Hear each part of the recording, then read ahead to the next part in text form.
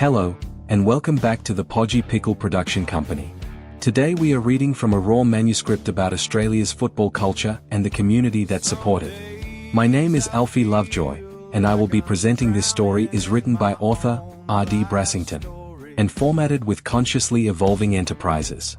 Please, give yourself a second to grab some popcorn and a big glass of water, as we have one wild ride ahead. Let us get started by jumping straight into the introduction. This following story is one of many episodes in a running series about two best friends growing up in the western suburbs of Sydney in the 1980s. This story is a drama-like thriller, filled with dark comedy, chronicling a brotherhood of adventures in a childhood filled with both love and pain. The Footy. Football was once the lifeblood of the inner suburban communities of Western Sydney, celebrated with religious dedication. The entire state participated, backing their favorite team for the grand finals. Almost every house had a flag hoisted, a banner hanging from the front veranda, team colors displayed in pom-poms, streamers, and balloons. The whole community would gather to watch on one TV. The beer-battered barbecue stained all the food with the stench of fried yeast. The kids played before they ate, and the adults drank with each kick, score, try, or tackle, cheering and drinking until the game was over and they were totally blind, every single time. Tilted, football and the initiation. At the age of 12, the time had finally arrived for Podgy and Pickle to join their local football team. It was an opportunity to make our fathers proud, a choice that felt like a natural initiation into manhood. The two best friends eagerly joined the local football club, called the Warriors, a name that would become painfully ironic in the months to come. Taking our football seriously, we attended all practice days, did odd jobs to get cash for uniforms, attended team practice sessions, and went to all training days no matter what. We saved up to purchase good boots and a proper mouthguard. We attended more practice, more training, and even practiced on our own on days off. Pickle and I both thought we had the game made. After years of attending real live games as spectators with our parents, after years of watching the best players on our televisions, mimicking the likes of Andrew Eddingshausen, Mal Meninga, Wendell Saylor, that little short fella, and many other greats of that century, playing for hours in our front yards, tag on the concrete and tackle on the grass, we had become pretty damn good. Or so we thought. Weeks passed, and our entire team was under the training of a real coach, with team bonding days and recreational play. Pickle and I both felt that we surely had it made. Over the weeks, we continued boosting one another with banter, convinced that each of us had a chance to be one of the greats, that we would quickly make the captain's level and be graded with skill. Two best friends, Pickle and Podgy, felt the confidence to become professional players and had the drive to overcome the crushing feeling of poverty, poor reading skills, and neglected diets. We fantasized about being seen as true athletes, strong, attractive, proud, on a field with thousands of onlookers screaming our names in chants for glory. Months went by as we trained hard. We trained almost every day, changing our bodies to endure. We practiced and trained night after night, honing our minds to stay sharp, training ourselves to know game plans and practicing how to execute them. We threw, passed, and kicked a ball in our backyards every chance we could, riding our bikes down to the training ground just to kick the ball around. Soon enough, the football season was upon us. We believed we were ready, eager, and proud, excited to hear we had a date for the team's very first game, on our home grounds at the local community sports grounds in St. Mary's. We were excited and truly believed we were ready to run out onto that field and kick some ass on game day. We had been building ourselves up the entire week leading up to it. Game day. On game day, we meet the team met in the lockers. Some boys were ready, others had yet to arrive. Boots on, socks up high, short shorts, and the player t-shirt. A white panic washed over my face. I looked to Pickle and said, "Oh no, I forgot my mouthguard." My voice was tight with concern and worry. Pickle looked back at me and casually waved away my concerns with a dismissive hand gesture, as a best friend would. "You'll be right, mate," he stated. I stood up and walked to the coach, voicing the same concern with worry etched all over my face. The coach didn't even face me, he just immediately dismissed me with the same gesture, "You'll be right, mate." The coach had an obvious fear in his eyes of losing his first matched game, but unwittingly, in that same action, he had quickly dismissed one of the most important pieces of safety equipment required to play the game, focusing only on his high hopes that his team would win that day. The coach paced around the locker room, biting his nails before abruptly turning to the team and saying, "Listen up." The coach turned to our teammate Thomas and shouted with a strained voice, "Thomas, you're our team captain." Thomas looked surprised and shocked. What?" he stammered, confused. The coach said proudly, "That's right, mate, and it's not just because you're my nephew, it's because you're a good player too." Smirking, he walked away. My thoughts agreed, but disappointment was written all over my face. Granted, after all the efforts Pickle and I had made, when we spoke, we both agreed and continued supporting each other by sharing our thoughts and hopes that maybe next time. We agreed that it might be because it was our first real game of football. We pulled our long socks up. The coach called for the team to gather. "Gather up, fellas, listen up." The coach, in a loud, proud tone, gave us a pre-game pep talk before sending us out to the game. The coach stood on one of the seats overlooking us with a stern look on his face. He said, "Blah, blah, blah, and have a great game." I don't really remember what the coach said at that time, but I know it ended with, "and have a great game." We all left the locker room to meet the sunlight glaring outside. The team ran out onto the field. Our eyes adjusted to the bright sunlight. As the shining glare faded into visual focus, the entire team was instantly shattered, and we all nearly shit our little footy shorts. We focused our eyes and looked over to see our opposition. Holy shit, our jaws dropped as we saw a wall of angry, big, black Islander men. There was no way these guys were 12 years old. They were fucking enormous. Their footy shorts were stretched tight around their thick, tree trunk legs. They had big, angry faces wearing mustaches that seemed to scream in an unknown language, and large heads bulked out with afro hair. Their bulging muscles were barely fitting inside a uniform. It was an understatement to say they were men. These guys were warriors, and so were their fathers before them. These were Islander men, plucked straight from the islands and migrated in masses to my motherland, Australia. Fresh off the boat, Islander families had landed in clusters of government housing, forming a community and quickly forming their own local football team called the FOBS. Looking at these guys, I was fully discombobulated. I could only relate what I was seeing to the type of men I'd only seen in cultural depictions books, drawings in magazines, or particularly that small-framed blue and white picture at home of a scary, angry warrior in full war gear. That thing frightened me for years, and now there was an entire team of them in front of me. I looked to my best mate Pickle and saw the same emotion in his eyes, but we both knew we couldn't back out.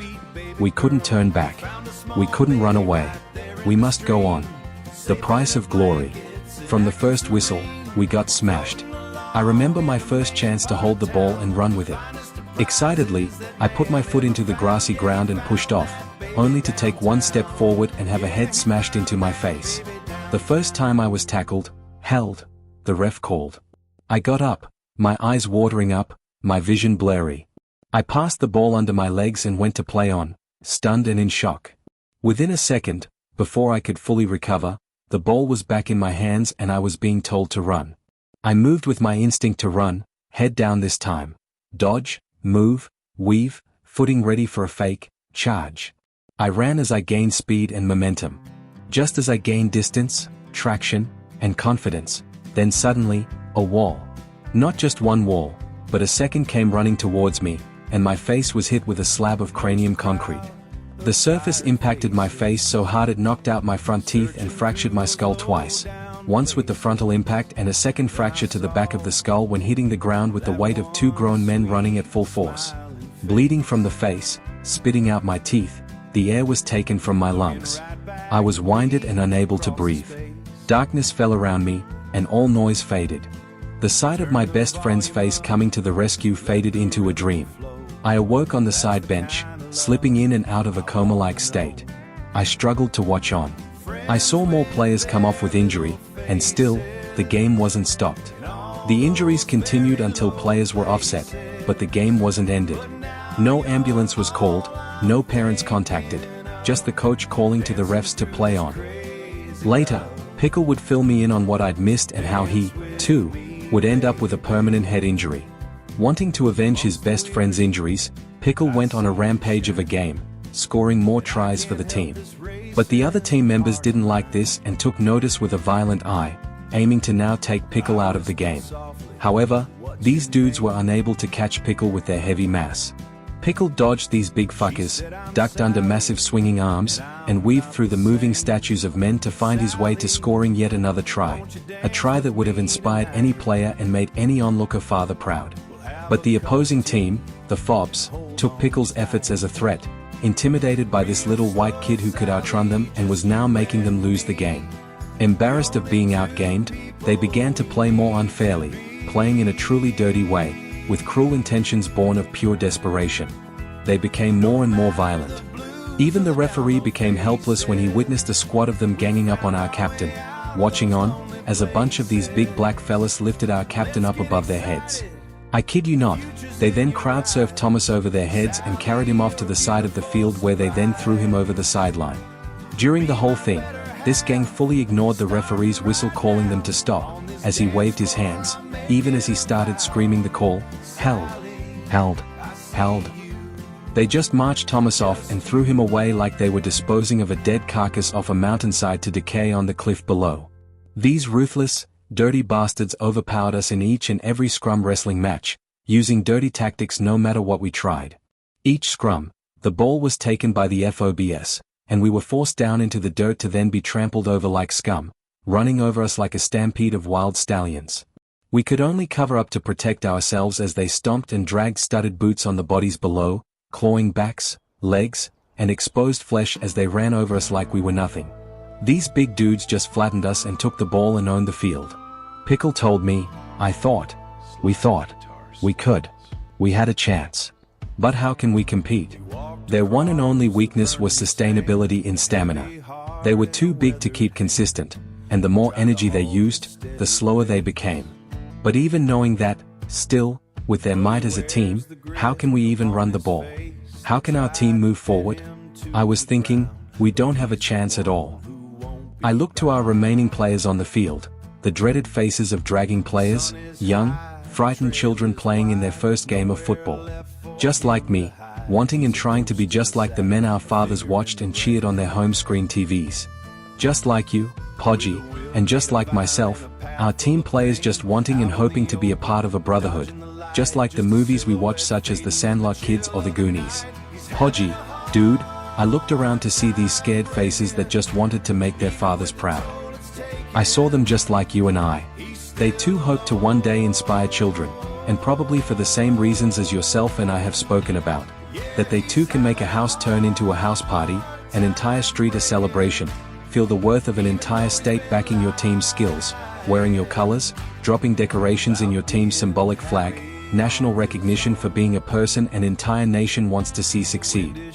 But how can we even get started with mending bones, semi-unconscious best friends, and a team that is frightened, to the point Chuck, you know him, the fat, lazy one, just put his hands up and let the opponent run right past, shaking his head with an nah. At that point, I just saw red. My blood boiled, and I thought, fuck it, fuck him. I felt the anger charge up, like an episode of Dragon Ball Z. I filled my body with rage, pumped my body with adrenaline, banged my chest, and ran out for that second half like the true warrior I felt I was. I fought with all my might, used all my strength with intention, but still, it wasn't enough. It became obvious they were playing a different game to us.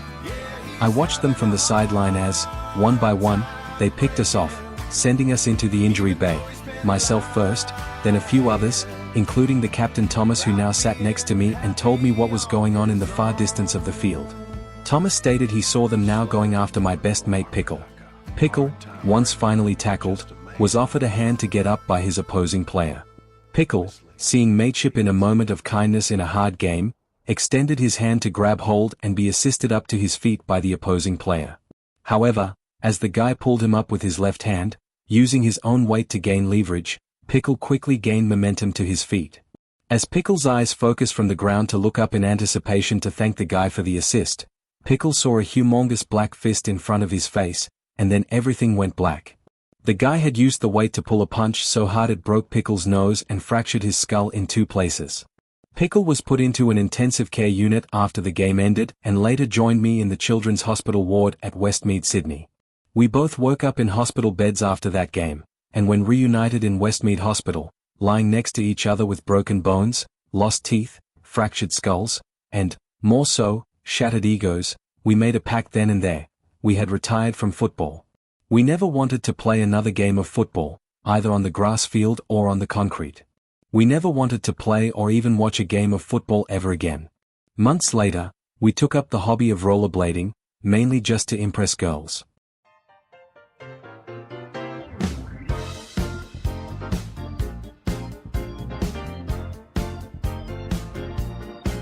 Okay, so I work with people.